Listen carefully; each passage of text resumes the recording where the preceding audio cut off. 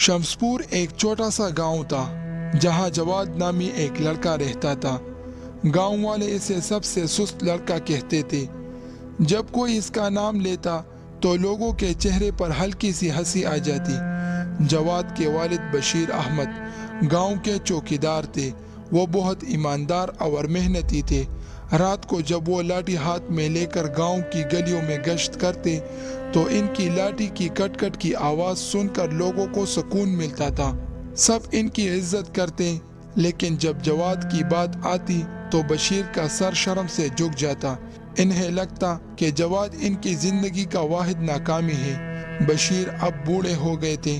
वो बीमार रहने लगे और इन्हें खांसी की तकलीफ थी। वो रात को बंदूक उठाकर गश्त नहीं कर सकते थे। गांव वालों ने सोचा कि अगर जवाद चौकीदारी कर ले तो बशीर के घर का खर्चा चलता रहेगा। एक दिन गांव के दो बड़ों ने जवाद से बात की। जवाद, ये तुम्हारे वालिद की इज्जत का काम है। अगर तुम चौकीदारी करो तो तुम्हारे वालिद की रूह को सुकून मिलेगा और हमें भी इत्मीनान होगा। एक बड़े ने कहा। जवाद ने सर हिलाया, लेकिन इसका दिल इस काम के लिए तैयार न था। इसने 2-3 रातें बंदूक उठाई और गांव में गश्त किया, लेकिन रात की खामोशी और जिम्मेदारी का बोझ इसे भारी लगा। वो सुस्त था और आराम पसंद था। चंद दिनों बाद इसने चौकीदारी की वर्दी एक तरफ फेंक दी और शहर चला गया। इसने कहा, मैं शहर में नौकरी ढूंढ लूंगा। शहर में जवाद जैसे सुस्त लोगों के लिए कोई आसान जगह न था। वहाँ इसने कुछ दिन नौकरी ढूंढी, लेकिन मेहनत और वक़्त की पाबंदी इसे पसंद न आई। चंद हफ्तों बाद वो खाली हाथ शर्मिंदा होकर गांव वापस आ गया। गांव वालों को इसकी वापसी पर कोई हैरत ना हुई। वो पहले ही जानते थे कि जवाद नाकाम होकर लौटेगा, लेकिन जब वो वापस आया तो गांव का माहौल बदला हुआ था।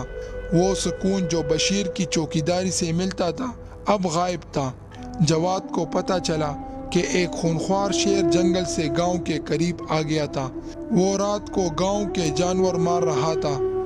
कई जानवर इसका शिकार बन चुके थे। लोग शाम होते ही दरवाजे बंद कर लेते। गांव में डर फैल गया था। गांव वालों ने जवाद से दोबारा चौकीदारी के लिए कुछ न कहा।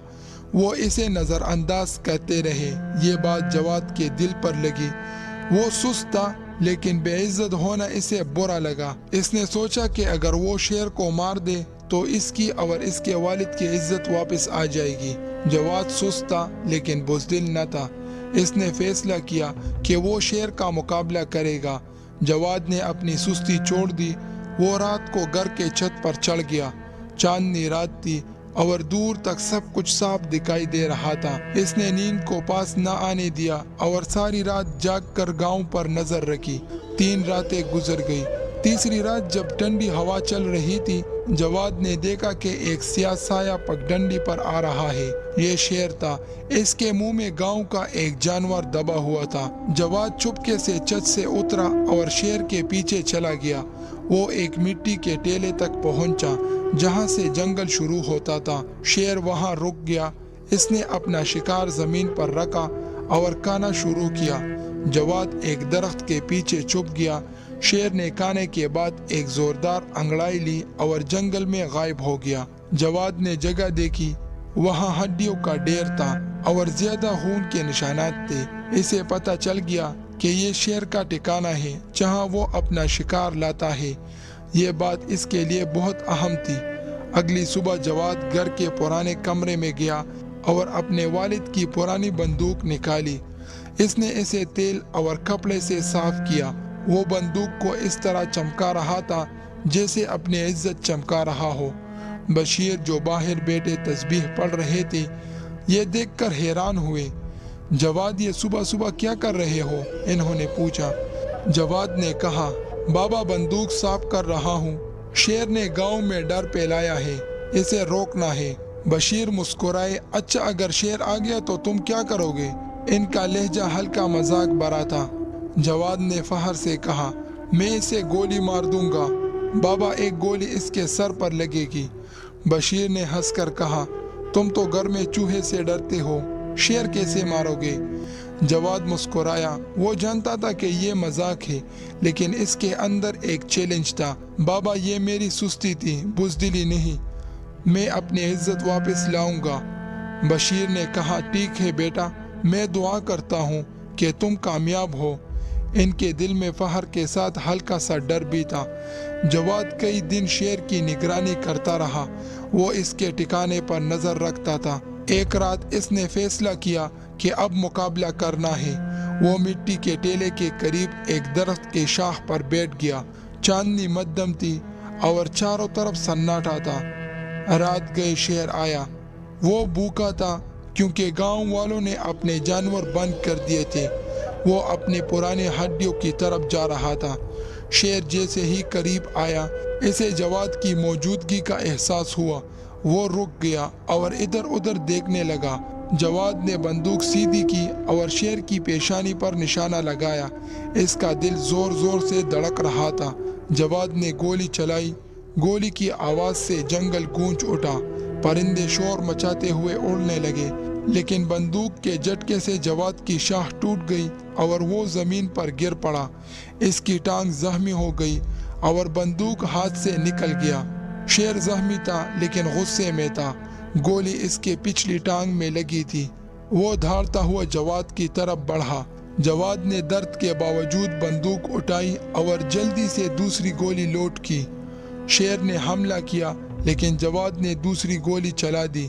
گولی شیر کے سر میں لگی اور وہ زمین پر گر گیا۔ جواد کی چیخ بھی نکلی کیونکہ شیر اس پر گر پڑا۔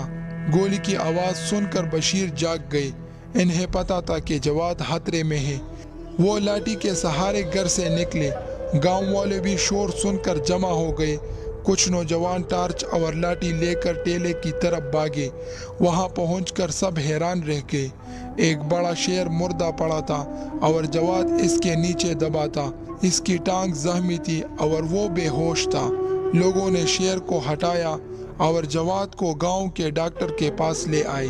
ڈاکٹر نے فوراً اس کا علاج شروع کیا۔ جب جواد کو ہوش آیا تو اسے دیکھ کر سب حیران تھے۔ وہ اسے ہیرو کہہ رہے تھے۔